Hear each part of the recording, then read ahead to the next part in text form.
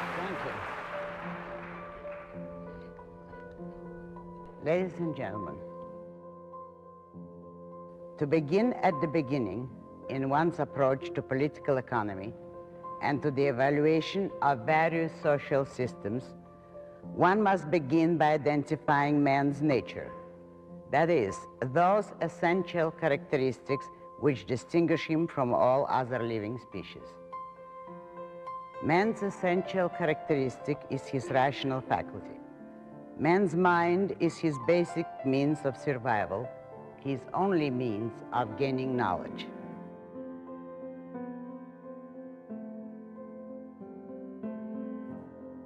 Man cannot provide for his simplest physical needs without a process of thought. He needs a process of thought to discover how to plant and grow his food or how to make weapons for hunting. He needs a process of thought to discover how to light a fire, how to weave cloth, how to forge tools, how to make a will, how to make an airplane, how to perform an appendectomy, how to produce an electric light or an electronic tube or a cyclotron or a box of matches. Yet his life depends on such knowledge, and only a volitional act of his consciousness, a process of thought, can provide it. A process of thought is an enormously complex process of identification and integration, which only an individual mind can perform. There is no such thing as a collective brain. Man can learn from one another, but learning requires a process of thought on the part of every individual student. Man can cooperate in the discovery of new knowledge, but such cooperation requires the independent exercise of his rational faculty by every individual scientist. Man is the only living species that can transmit and expand his store of knowledge from generation to generation.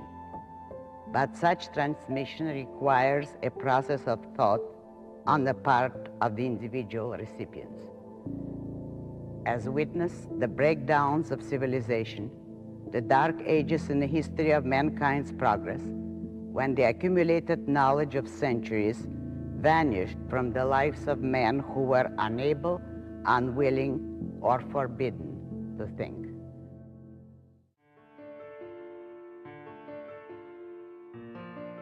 In order to sustain his life, every living species has to follow a certain course of action required by its nature.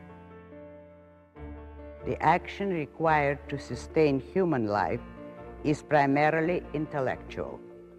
Everything man needs has to be discovered by his mind and produced by his effort. Production is the application of reason to the problem of survival. If some men do not choose to think, they can survive only by imitating and repeating a routine of work discovered by others. But those others had to discover it, or none would have survived. If some men do not choose to think or to work, they can survive temporarily only by looting the goods produced by others. But those others had to produce them, or none would have survived.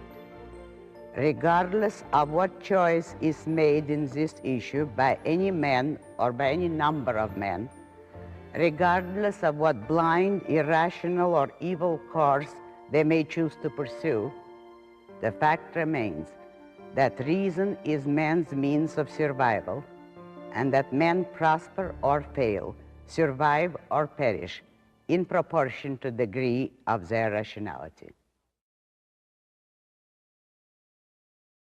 Since knowledge, thinking, and rational actions are properties of the individual, since the choice to exercise his rational faculty or not depends on the individual, man's survival requires that those who think be free of the interference of those who don't. Since men are neither omniscient nor infallible, They must be free to agree or disagree, to cooperate or to pursue their own independent course, each according to his own rational judgment. Freedom is the fundamental requirement of man's mind. A rational mind does not work under compulsion. It does not subordinate its grasp of reality to anyone's orders, directives, or controls. It does not sacrifice its knowledge, its view of the truth, to anyone's opinions, threats, wishes, plans, or welfare. Such a mind may be hampered by others.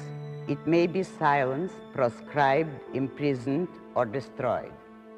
It cannot be forced. A gun is not an argument.